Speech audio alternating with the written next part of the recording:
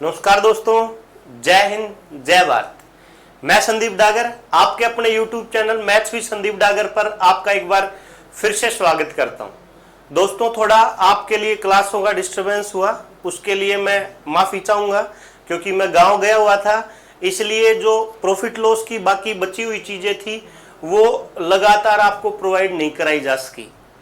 आप टेंशन ना लें, मैंने आपको जैसा कि कहा था कि भाई 6 तारीख से आपको प्रॉफिट लॉस की वीडियो कंटिन्यू मिलेंगी। तो आज हम वीडियो का प्रॉफिट एंड लॉस का पार्ट नंबर 11, पार्ट नंबर 11 भी हम पढ़ने वाले हैं। आप ये मत सोचना कि सर ने इस टॉपिक को इतना लंबा खींच दिया। भाइयों, मैं चाहता हूं कि मैं आपको सारी चीजें, अगर टॉपिक को हम पढ़ने लगे हैं तो सारी चीजों को हम अच्छे से ही सीखें। तो प्रॉफिट लॉस से रिलेटेड जितनी भी चीजें हैं मैं वो सारी की सारी आपको यहाँ पे सिखाने वाला हूँ। तो चलिए, आपका ज्यादा टाइम ना लेते हुए हम स्टार्ट कर रहे हैं पार्ट 11 में क्वेश्चन नंबर 1। चलिए दोस्तों, जैसा कि आपको सामने दिखाई दे रहा है, क्वेश्चन नंबर 1 जो हमारा है उसमें लिखा है कि भाई राम ने एक घड़ी शाम को 30% के लाभ पर बेची और श्याम ने इसे मोहन को 20% की हानि पर बेच दिया। यदि मोहन ने इसको 520 में खरीदा हो तो बताओ राम ने इस घड़ी को कितने में खरीदा था। दोस्तों, सिंपल सा क्वेश्चन है, आसान है, लेकिन इस क्वेश्चन को करने का तरीका जो है वो पहले आप मेरे से सीखें, उसके बाद अगला सेम टाइप का मैंने क्वेश्चन लिया है उसको आप खुद करें। तो 2 तरीके मैं आपके साथ डिस्कस करने वाला हूं इस क्वेश्चन को करने के। एक तो रेशो मेथड रहेगा, एक और तरीका है इसको करने का। तरीके तो बहुत से हैं, लेकिन मैं आपको वो तरीके बताने वाला हूं जो आपके लिए चीजों को आसान करेंगे। चलिए दोस्तों, स्टार्ट करते हैं। देखिए दोस्तों, इस प्रकार के क्वेश्चन को करने का एक तो तरीका है कि आप एक छोटा सा फॉर्मूला ध्यान रख सकते हैं।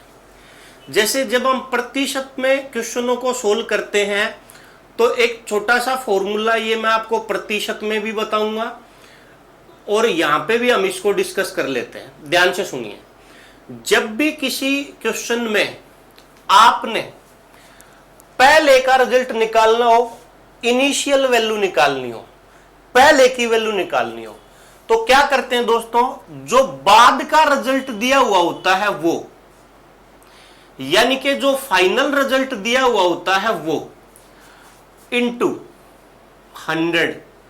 अगर दोस्तों कमी होती है तो हम 100 से माइनस करते हैं और वृद्धि होती है तो हम 100 में प्लस करते हैं। अगर वृद्धि होती है तो हम 100 को में बढ़ा देते हैं, कमी होती है तो 100 से घटा देते हैं। 2, 3, 4, 5, 6, 7 जितनी बार भी ये वृद्धि या कमी की बात करें, हम इसको ऐसे ही लिखते हुए चलते हैं। मैंने क्या कहा दोस्तों, जब भी किसी क्वेश्चन में इनिशियल रिजल्ट आपने निकालना हो, पहले की वैल्यू अगर आपने निकालनी हो, तो क्या करना है कि जो बाद का रिजल्ट दिया गया है वो इंटू 100। अगर कमी हो तो घटाना, वृद्धि हो तो जोड़ना, अगर लाभ हो तो प्लस करना, हानि हो तो माइनस करना। प्रॉफिट के लिए प्लस और लॉस के लिए माइनस। 2, 3, 4 जितनी बार की कंडीशन बोले, आप इस फॉर्मूले में चीजों को सेट करो, आपका आंसर जल्दी से जल्दी आ जाएगा। जैसे हमारा क्वेश्चन है कि भाई राम ने वस्तु बेची शाम को और शाम ने बेची मोहन को, तो पूछा कि बताओ राम ने कितने में खरीदी, यानी कि बाद का रिजल्ट, यानी कि मोहन की जो वैल्यू है, क्रय मूल्य जो मोहन का है वो अपने को देके राम की वैल्यू पूछी है, भाई राम ने उसे कितने में खरीदा। तो बाद का रिजल्ट देके पहले की वैल्यू हमसे पूछता है। इसका मतलब ये जो फॉर्मूला है ये यहां पे अच्छे से काम करेगा। ये हर उस पर्सन के लिए है जिसमें पहले का रिजल्ट आपसे पूछा गया हो, चाहे वो कोई भी टाइप का क्वेश्चन हो। तो ध्यान से सुनिए, आप मेरे को बताइए, राम ने बेची शाम को और शाम ने बेची मोहन को, मोहन ने इसे कितने में खरीदा। आप बोलोगे सर मोहन ने इसे खरीदा है 900 में, तो इसका मतलब है कि फाइनल मोहन ने जो इसे वस्तु को खरीदा है उसका मूल्य दिया गया 520 रुपए। तो 520 को हम यहां रखेंगे। मैंने क्या कहा दोस्तों, राम ने घड़ी बेची है 30% के लाभ पर शाम को और शाम ने बेची है मोहन को, और मोहन ने इसे खरीदा है 520 में, यानी कि फाइनल रिजल्ट जो अपने को दिया गया है वो कितना दिया गया है 520। अब गुणा करेंगे 100 से। अब बताओ राम ने शाम को कितने % पर बेची। आप बोलोगे सर 30% के लाभ पर बेची, तो 100 में 30 को हम जोड़ देंगे। फिर आप बताओ श्याम ने मोहन को किस रेट पर बेची, आप बोलोगे सर 20% की हानि पर बेची, तो वही 100 से हम 20 को घटा देंगे 80। प्रॉफिट हो तो 100 में जोड़ दो, लॉस हो तो 100 से घटा दो। अब देखो 0 से हम 0 काट दें, 13 से इसको काट दे, 13 चौके 52, 20 से हम इसको काटे, 20 पंजे 100 और 20 चौक 80, ये 4 से 4 कैंसिल हो जाएगा। 100 की 5 में गुणा करने पर पता चलेगा राम ने जो ये घड़ी खरीदी थी ये कितने में खरीदी थी दोस्तों, 500 में। अब आपको ये फॉर्मूला बार बार लिखने की जरूरत नहीं है, डायरेक्ट फाइनल रिजल्ट लिखो, वृद्धि हो तो बढ़ा दो, कमी हो तो घटा दो, लाभ हो तो ऐड करो, अगर लॉस हो तो माइनस करो। समझ पाओगे आप? जब भी इस प्रकार का क्वेश्चन दिखाई दे, ये तरीका बेनिफिशियल है, आप इसको यूज करके चीजों का आंसर आसानी से दे सकते हो, ऐसे प्रश्नों का आंसर आप आसानी से दे पाओगे। चलिए दोस्तों, इसी को करने का मैं आपको दूसरा तरीका यहां पे बताने जा रहा हूं कि अगर आपको इस क्वेश्चन को अनुपात से करना था तो आप इसको अनुपात से कैसे कर पाते हैं। ध्यान से सुनो, यहां जिक्र किया भाई राम का, श्याम का और मोहन का, इन तीनों के क्रय मूल्य को पहले हम अनुपात में लिखेंगे। अनुपात में कैसे लिखेंगे सुनिए। प्रश्न की पहली लाइन कहती है कि भी राम ने एक घड़ी श्याम को 30% के लाभ पर बेची। तो आप कुछ मत करो, एक छोटा सा काम करो, मान लो कि भाई राम ने उस घड़ी को कितने में खरीदा था, 100 में खरीदा था। कहता कि शाम को उसने 30% के लाभ पर बेची, तो राम ने शाम को बेची 130 में और शाम ने राम से खरीदी 130 में। 30% का लाभ मतलब 100 की चीज को 130 में बेचना। 0 से 0 काट के अनुपात हम बोल सकते हैं 10 और 13। अगर राम के क्रय मूल्य का अनुपात 10 है तो शाम के क्रय मूल्य का अनुपात कितना है, 13। फिर कहता कि भाई शाम ने इसे मोहन को बेच दिया 20% की हानि पर। भाई फिर से हम क्या करते हैं, मान लेते हैं कि शाम के क्रय मूल्य का अनुपात है 100, तो मोहन को वो बेचता है 20% की हानि पर। 100 की चीज को अगर 20 की हानि पर बेचेगा तो 80 में बेचेगा। यहां से अगर हम अनुपात निकाले तो भाई ये 5 बार में कट जाएगा, ये 4 बार में कट जाएगा। शाम और मोहन के क्रय मूल्य का अनुपात कितना आ जाएगा, 5:4। राम शाम के क्रय मूल्य का अनुपात 10:13, शाम मोहन के क्रय मूल्य का अनुपात 5:4। अब दोस्तों जब हम चीजों को आगे सोल्व करते हैं तो इस प्रकार लिखी हुई चीजों को आगे सोल्व करने के लिए क्या करते हैं, ये जो जगह खाली आपको दिखाई देती है इसमें हमेशा हम बराबर वाली संख्या को लिखते हैं। इसके बराबर में है 13, 13 को हम यहां लिख देंगे। इसके बराबर में है 5, 5 को हम यहां लिख देंगे। 10 की 5 में गुना 50, 13 की 5 में गुना 65 और मेरे भाई 13 की 4 में गुना 52। तो यहां से अपने पास तीनों के क्रय मूल्य का अनुपात आ जाएगा कि भाई राम ने के जो घड़ी खरीदी थी उसके क्रय मूल्य का अनुपात 50 है, श्याम ने जो खरीदी थी उसका 65 है और मोहन ने जो खरीदी थी उसका है 52।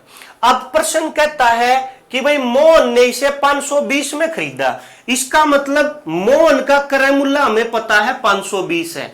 मतलब जिस चीज को आप 52 अनुपात का नाम दे रहे हो वो चीज 52 ना होके वास्तव में कितनी है, 520। तो आप बताओ कि 520 52 का कितने गुना है, आप बोलोगे सर 10 गुना है। तो शाम का पूछे तो इसको 10 गुना कर दो, लेकिन शाम का नहीं राम का पूछा है, 50 को 10 से गुना कर देंगे। तो दोस्तों यहां पे पता चलेगा कि भी राम ने इस घड़ी को कितने में खरीदा था, 500 में। पूछता श्याम ने कितने में खरीदा, इसको 10 गुना कर देंगे, शाम का मूल्य कितना आ जाएगा दोस्तों, 650। हमसे राम का पूछा है, आंसर के रूप में कितना आएगा, 500। उम्मीद करता हूं दोस्तों ये बातें आपको समझ आई होंगी। आप वैसे भी कर सकते थे कि 30% को हम 3/10 लिखेंगे, 10 की चीज को 3 के लाभ पे 13 में बेचना, वैसे भी आप लिख सकते थे, लेकिन मेरे को लगा कि यहां से 100 से लिखना ज्यादा आसान रहेगा, इसलिए मैंने 100 से चीजों को लिख दिया। उम्मीद करता हूं दोस्तों आपको ये चीजें समझ आई होंगी। चलिए अब हम बढ़ते हैं अपने नेक्स्ट क्वेश्चन की ओर। Question number 2। Question number 2 same example लिया दोस्तों, मैंने लिखा हुआ कि भाई एक दुकानदार ए अपनी वस्तु को 20% की हानि पर बी को बेचता है, बी दुकानदार इसे 25% की हानि पर सी को बेचता है। यदि सी का क्रय मूल्य 900 है तो ए का क्रय मूल्य बताओ। देखो दोनों तरीके आप लगा सकते हो। लास्ट फाइनल रिजल्ट अपने को दिया गया है 900, गुणा करेंगे 100। बताओ ए ने बी को कितने पर बेचा, आप बोलोगे सर 20% की हानि तो घटा दो। फिर बताओ बी ने सी पर को 25% की हानि आनी है तो घटा दो, काटो, इसको आंसर आ जाएगा भाई 25 तिया 75, 25 चौका 100, 20 पंजे 100, 20 चौक 80, 4 से 4 को काट देंगे, 900 को 3 से काटेंगे, 300 बार में 300 गुना 5, ए का क्रय मूल्य बताओ कितना आएगा, बोलोगे सर 1500। अगर आप वैसे करते तो ए ने बी को बेची 20% की हानि पर तो 100 और 80 लिखेंगे, अनुपात 5:4 हो जाएगा। फिर कहता है कि भाई बी ने बेची सी को 25% की हानि पर 100 और 75 हो जाएगा, अनुपात लिखोगे 4:3 आ जाएगा। यहां पे ए, यहां पे बी, यहां पे सी, ये जगह खाली, ये जगह खाली, बराबर में 4, बराबर में 4, ये 20 आएगा, ये 16 आएगा, ये 12 आएगा। इसको काट के आप छोटा कर सकते हो, 4 से काटेंगे 5, साइड में लिख देता हूं दोस्तों, नीचे आपको दिखाई नहीं देगा। जब आप इसको 4 से काटोगे 20 को तो 5, 4 और 3 आ जाएगा। अब ये ए के क्रय मूल्य का अनुपात, ये बी का, ये सी का। प्रश्न में सी की वैल्यू दी गई है 900, बताइए कितने गुना, बोलोगे सर 300, 5 को 300 गुना कर देंगे मेरे भाई, आंसर के रूप में कितना आ जाएगा 1500। उम्मीद करता हूं दोस्तों ये चीज आपको समझ आई होगी, ऐसे प्रश्न को करने में आपको कभी कोई दिक्कत नहीं होगी। चलिए हम बढ़ते हैं अपने नेक्स्ट क्वेश्चन की ओर, क्वेश्चन नंबर 3। क्वेश्चन नंबर 3 जैसा पिछला क्वेश्चन था दोस्तों वैसा ही है, लेकिन आप एक बार इस वीडियो को पॉज करके इसको खुद करने की कोशिश करें, आपको ये क्वेश्चन अच्छा महसूस होगा कि अच्छा क्वेश्चन है। चलिए इसका सॉल्यूशन मैं कराता हूं, आप वीडियो को देखते हो तो पहले क्वेश्चन को एक बार खुद करने का प्रयास किया करो, ताकि आपको ये चीज समझ आए कि जो चीज आप सीखने जा रहे हो वो आपके लिए सही है कि नहीं है। चलिए हम बढ़ते हैं क्वेश्चन नंबर 3 की ओर। क्वेश्चन नंबर 3 में दोस्तों लिखा हुआ है कि ए दुकानदार की वस्तु का मूल्य बी की वस्तु के मूल्य से 10% कम है, यानी कि दो दुकानदार है ए और बी। कहता है कि जो ए की वस्तु का मूल्य है वो बी की वस्तु के मूल्य से 10% कम है, जबकि सी दुकानदार की वस्तु के मूल्य से 10% अधिक है। ये ए के लिए बातें कही जा रही है कि भाई ए की वस्तु का मूल्य बी की वस्तु के मूल्य से तो 10% कम है, जबकि सी से 10% ज्यादा है। कहता है कि बी का एक स्थायी ग्राहक यानी एक कस्टमर है वो जो बी से ही वस्तु खरीदता है, लेकिन आज क्या करता है, वो बी से खरीदने की बजाय सी से वस्तु को खरीदता है जो 550 रुपए की है। तो पूछता है कि बताइए ग्राहक को जो है कितने रुपए का फायदा हो जाएगा अगर वो बी से खरीदने की बजाय 550 रुपए की चीज को सी से खरीदे तो। फिर रिपीट करता हूं दोस्तों मैं, प्रश्न कहता है कि ए की वस्तु का मूल्य बी से तो 10% कम है, जबकि ए की वस्तु का मूल्य सी से 10% ज्यादा है। तीनों का जो रिलेशन निकल के आएगा उसके बाद प्रश्न ये कहना चाहता है कि एक कस्टमर है जो बी के पास ही हमेशा सामान खरीदता है, लेकिन उसको महसूस होता है कि बी पैसे ज्यादा लेता है, तो वो क्या करता है, कोई 550 रुपए की चीज थी उसको बी से ना खरीद के सी से खरीदता है। तो अब पूछता है कि यदि वो बी से ना खरीद के सी से वस्तु को खरीदे तो वो कितने रुपए का फायदा कर लेगा कस्टमर। चलिए देखते हैं दोस्तों, ध्यान से सुनिए। अब देखो इसको अनुपात से करते हैं हम, ध्यान से सुनिए दोस्तों। ए बी सी अनुपात लिखते हैं। अब देखो आप प्रश्न की लैंग्वेज ऐसी है कि जब आप अनुपात लिखने की शुरुआत करोगे तो वहीं पे आप कंफ्यूज हो जाओगे, क्योंकि उसने ए का रिलेशन बी से दे दिया और बी का रिलेशन सी से दे दिया। जैसे आप लिखोगे ए की वस्तु का मूल्य बी से 10% कम है, आप सोचोगे बी का 100 है ए का 90 है, बिल्कुल सही बात है। फिर सी से 10% ज्यादा है, सी का 100 है तो ए का 110 है। लेकिन दोस्तों यहां पे ये अनुपात में के बीच में बी की वैल्यू यहां से निकल के आती है, तो ये आप अगर चीजों को ऐसे लिखते हो तो ये लिखने का तरीका आपका गलत हो जाता है। होता क्या है, अनुपात की वैल्यू को हमेशा अनुपात के साथ ही लिखा जाता है, आप अनुपात को अलग अलग करके नहीं लिख सकते। बीच में आप बी को वैल्यू को नहीं रख सकते। यहां अगर ए और सी के बीच का रिलेशन है तो ए सी को अपने साथ रखना पड़ेगा। कहने का मतलब क्या है कि जब ये आप अनुपात की वैल्यू लिखोगे तो ये जो तरीका आप लिखना चाहते हो ये गलत हो जाएगा, और आपने इसको सही तरीके से लिखने के लिए ए को बी के साथ भी रखना पड़ेगा और ए को सी के साथ भी रखना पड़ेगा। चलिए दोस्तों सीखते हैं कि भाई ए के साथ बी और ए के साथ सी को हम कैसे रख सकते हैं। आप एक छोटा सा काम करो दोस्तों, ए को स्टार्टिंग में लिखने की बजाय बीच में लिख सकते हो। देखो आप बी के साथ ए आया और सी के साथ ए आया, भाई यहां भी दोनों साथ साथ है, यहां भी दोनों साथ साथ है। अगर आप ऐसे अनुपात से चीजों को लिखोगे तो अब चीजें आपको आसान नजर आएंगी। अब आप क्वेश्चन को पढ़ के अनुपात लिखिए। प्रश्न की पहली लाइन कहती है कि भाई ए दुकानदार की वस्तु का मूल्य बी की वस्तु के मूल्य से 10% कम है। अब हम मान लेंगे भाई बी दुकानदार की वस्तु का मूल्य है 100, तो ए की वस्तु का मूल्य बी से 10% कम है, यानी कि अगर बी की वस्तु को 100 की बेचता है तो ए उसी चीज को कितने में बेचता है, 90 में बेचता है। अनुपात निकाल लेंगे, 0 से 0 काट के कह सकते हैं 10:9 के बीच में मूल्यों का अनुपात है। फिर कहता कि जबकि जो ए दुकानदार है उसकी वस्तु का मूल्य सी से 10% ज्यादा है। भाई मान लेते हैं कि सी की वस्तु के मूल्य है 100, तो ए का 10% ज्यादा है, तो यहां से ए के वस्तु का मूल्य है 110। अनुपात निकालेंगे, 0 से 0 काट देंगे, ये जगह खाली है, ये जगह खाली है, यहाँ पे बराबर में 9 है, यहाँ पे बराबर में 11 है। 11 की 10 में गुणा करोगे 110, 9 की 11 में गुणा करोगे 99, यहाँ की 9 की 10 से गुणा करोगे 90। यानी कि जो चीज ए 110 की, बी 110 की बेचता है उसको ए तो 99 में बेचता है और सी कितने में बेचता है, 90 में। कहने का मतलब क्या है, ये प्रश्न इतना सा है कि मान लिया ये एक वस्तु है, अगर इसी को तीनों अगर अलग अलग बेचना चाहें तो ए इस बी जो है वो इसके 110 रुपए लेता है, ए जो है इसके 99 रुपए लेता है और सी जो है इसके 90 रुपए लेता है। आज क्या होता है कि एक कस्टमर है, ग्राहक है, सामान खरीदने के लिए हमेशा बी के पास आता है, लेकिन उसको पता चलता है कि भाई अगर मतलब हम बी से ना खरीद के सी से खरीदेंगे तो हमें कुछ रुपए का फायदा मिल जाएगा।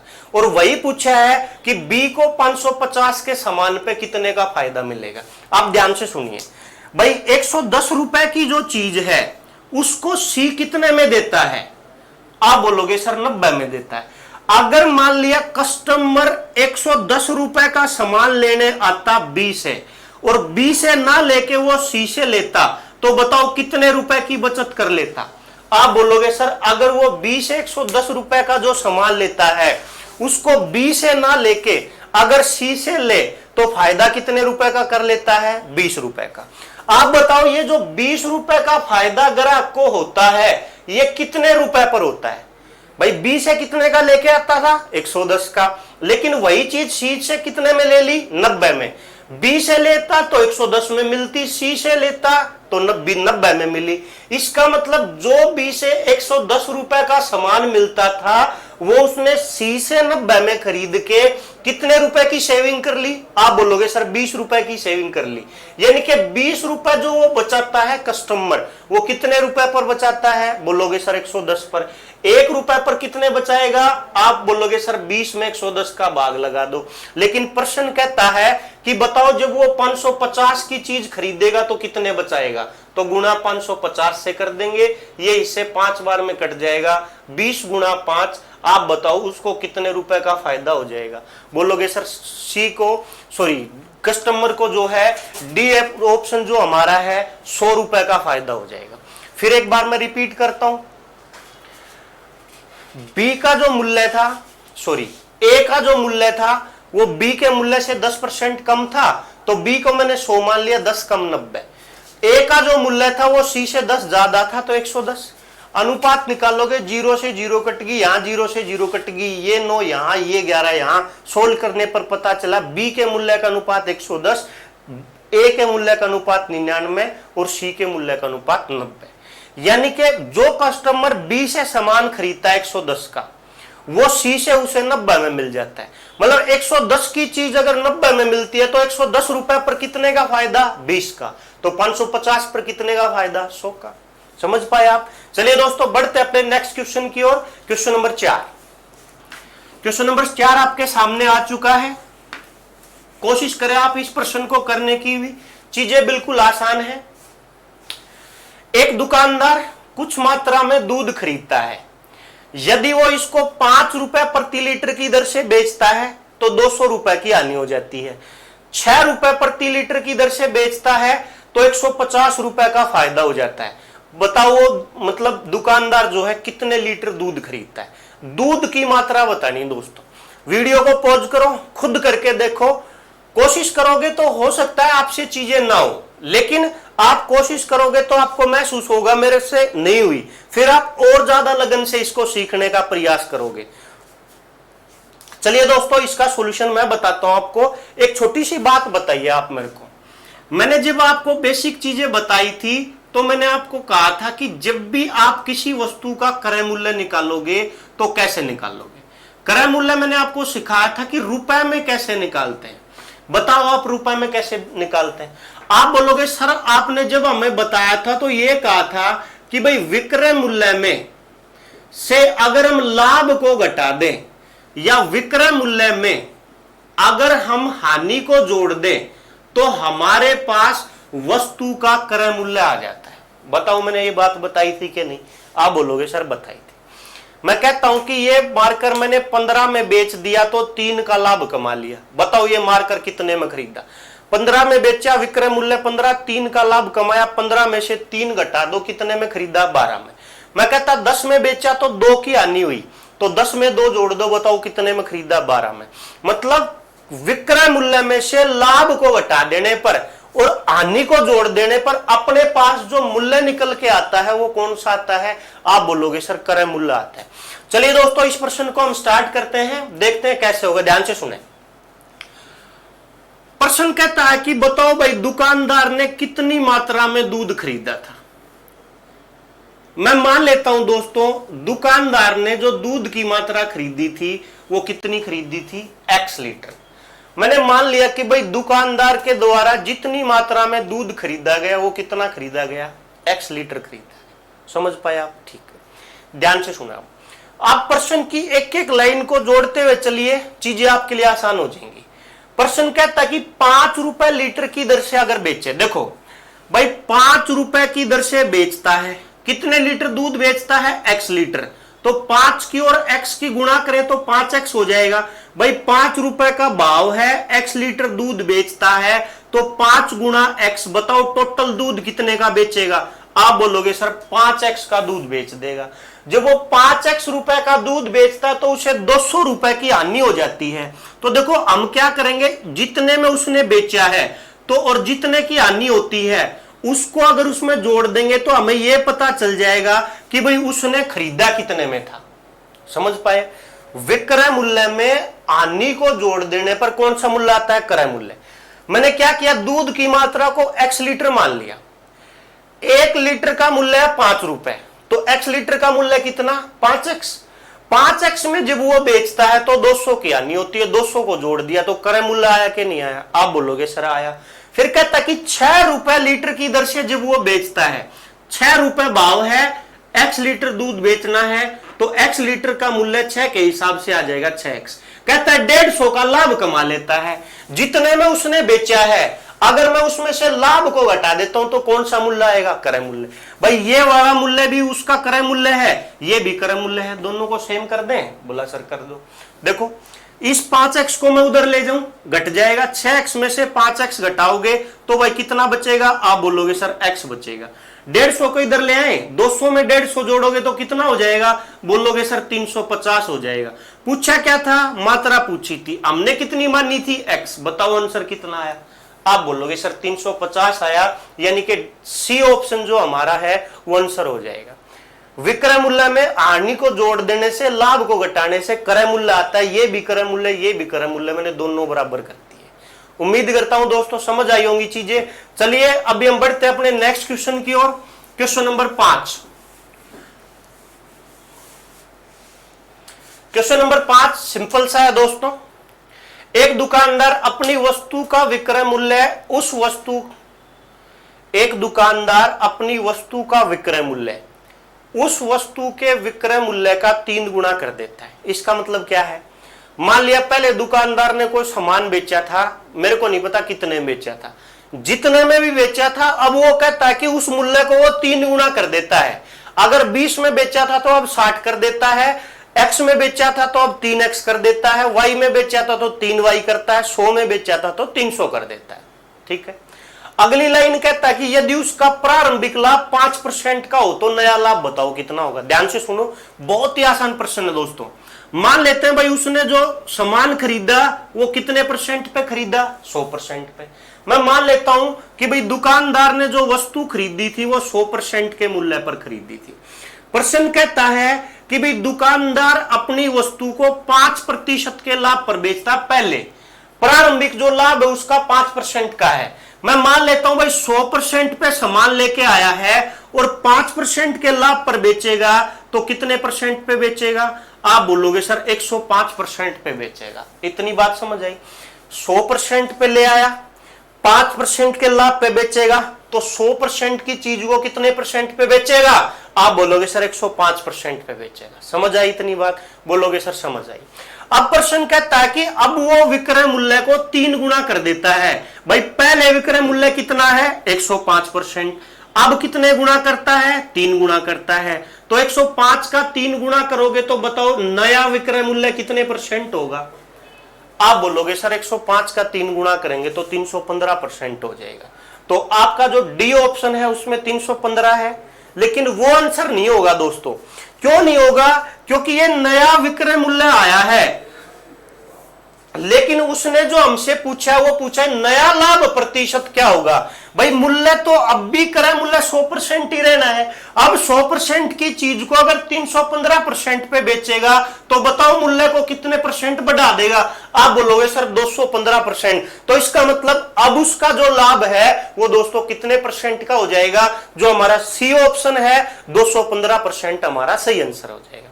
समझ पाए? कुछ नहीं किया, 100% मान लिया, 5% के लाभ पे 105, 3 गुना किया 315, 100 की चीज को 315% पे बेचेगा, 215% बढ़ाएगा, वही उसका प्रॉफिट है। आंसर 215। चलिए दोस्तों बढ़ते हैं अपने नेक्स्ट क्वेश्चन की ओर। क्वेश्चन नंबर 6 आपके सामने आ चुका है। क्वेश्चन नंबर 6, क्वेश्चन को पढ़िए दोस्तों। एक वस्तु का क्रय मूल्य पहले 10% बढ़ाया गया, उसके बाद फिर 10% बढ़ाया गया और अंत में फिर 10%। 10% की बढ़ोतरी 3 बार की गई। कहता कि यदि अंतिम 10% की बढ़ोतरी 121 रुपए की हो तो जो पहली 10% की बढ़ोतरी है वो बताओ कितने की। सिंपल सी चीजें हैं दोस्तों। इस क्वेश्चन को कराने से पहले दोस्तों 1 मिनट का मैं समय लूंगा और आपसे बात करना चाहूंगा। दोस्तों आप वीडियो को ना ज्यादा से ज्यादा शेयर किया करो, लाइक किया करो, कमेंट किया करो। आप क्या करते हो? कंजूसी करते हो मेरे भाई। आप ना वीडियो को ना तो शेयर करते हो ना लाइक करते हो। जो अपना चैनल है उसको सब्सक्राइब करो, ज्यादा से ज्यादा बच्चों को जोड़ो। ज्यादा से ज्यादा जितने बच्चे जुड़ेंगे उनको फायदा पहुंचेगा। आप एक बात बताओ, अगर आप मेरे से जुड़े हो तो क्या आपको अच्छी चीजें मिल पा रही कि नहीं मिल पा रही? आप बोलोगे सर मिल पा रही है। भाई मैं आपको अच्छा कंटेंट प्रोवाइड कराने का प्रयास कर रहा हूं। अगर आपको चीजें अच्छी लगती हैं तभी आप मेरे से जुड़े हो। बोलोगे सर जुड़े हैं। तो मेरे भाई और भी आप जैसे भाई बहन जो कहीं ना कहीं किसी कंपटीशन एग्जाम की तैयारी करते हैं उनको हमसे जोड़ने का प्रयास करें। उनको बोलो कि चैनल को सब्सक्राइब कर लें, वीडियो को लाइक करें, ताकि ज्यादा से ज्यादा बच्चे हमारी चीजों को देख पाए। उससे क्या है कि हम जैसे जो टीचर्स हैं पढ़ाते हैं आपको, उनको मोटिवेशन मिलता है, एक अंदर जोश आता है कि हाँ बच्चे ज्यादा से ज्यादा चीजों को लाइक कर रहे हैं। उससे अंदर जोश आता है, फिर हम और अच्छी अच्छी चीजें आपके सामने लेके आते हैं। तो आप चैनल को लाइक किया करो, शेयर किया करो और दोस्तों को बताओ। बहने जो भी कई रिश्तेदार आपके तैयारी करते हैं, एक बार वीडियो को देखने के लिए कहो। मैं ये नहीं कहता कि आप उनको करवाओ कि चैनल को सब्सक्राइब करो। एक बार उनको वीडियो देखो, अगर चीजें अच्छी लगे, उनको लगे कि हाँ सर अच्छा पढ़ा रहे हैं, तो ही हमारे चैनल पे जुड़े ना, तो कोई दिक्कत नहीं है। चलिए हम बढ़ते हैं अपने नेक्स्ट क्वेश्चन की ओर। क्वेश्चन नंबर 6 में दोस्तों दिया गया है भाई पहले 10% बढ़ाया, फिर 10% लास्ट में बढ़ाया। लास्ट वाला यदि 121 रुपए तो बताओ पहले वाला कितना? ध्यान से सुनो दोस्तों। मैं मान लेता हूं कि वस्तु का जो क्रय मूल्य है वो कितना है? 100। प्रश्न की पहली लाइन कहती है कि भाई 10% मूल्य को बढ़ा देता है। भाई मैंने क्रय मूल्य को कितने परसेंट मान लिया? 100%। 10% अगर हम 100 को बढ़ाते हैं तो बताइए कितना हो जाएगा? बोलोगे सर अगर क्रय मूल्य आपने 100 रुपए मान लिया, 10% बढ़ाओगे तो 100 का 10% 10, 100 से ये मूल्य बढ़ के हो जाएगा 110। इतनी बात समझ आई। फिर प्रश्न की अगली लाइन कहता है कि उसके बाद वो फिर 10% बढ़ाता है। भाई 110 का भी 10% बढ़ाओगे तो यहां से 110 का 10% निकालोगे तो 11 आ जाएगा। 110 का 10% कितना हो जाएगा आप बताओ? 121 हो जाएगा। सॉरी, 110 का 10% 10 होगा। 110 में एक बार फिर रिपीट करता हूं, मैं चीजों को ध्यान से सुनो। 100 पे 10% बढ़ाएगा 110, फिर वो 110 का 10% बढ़ाएगा तो दोस्तों 110 का 10% हो जाएगा 11। जब आप 110 को 11 बढ़ाओगे तो दूसरी बार 10% बढ़ने के बाद जो रिजल्ट निकलेगा वो 121 निकलेगा। फिर कहता है वो तीसरी बार फिर से 10% बढ़ाता है।